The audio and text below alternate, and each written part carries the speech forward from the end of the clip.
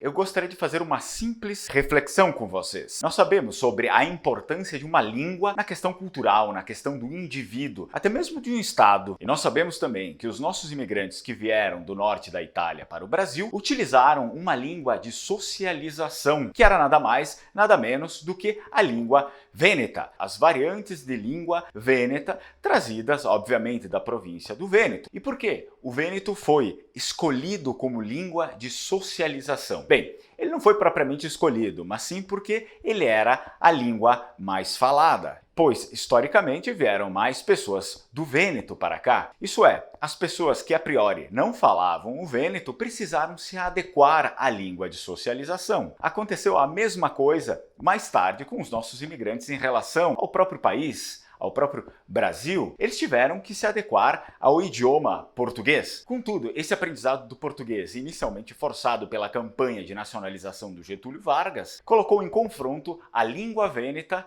com o português. E evidentemente muitas palavras do vêneto foram substituídas pelo português e muitas palavras do português foram substituídas pelo vêneto em determinada geração. Porém, atualmente, na maior parte das localidades onde se falava vêneto, hoje podemos observar que as pessoas mais velhas continuam com esta base da língua vêneta bastante misturada com o português. O que muitas pessoas se arriscam a dizer que seria uma mutação da língua, uma mudança de uma língua, uma nova língua surgindo. Infelizmente, eu não tenho uma visão tão poética sobre as coisas e nem tão otimista. A realidade é, os filhos, até mesmo os filhos dessas pessoas que fazem essa mistura entre vêneto e português, já não falam mais nada de vêneto, mas sim somente o português. Isso me leva a crer que não é uma mudança que está ocorrendo, mas sim um sintoma de extinção. Portanto, evidentemente, se quisermos preservar a língua de socialização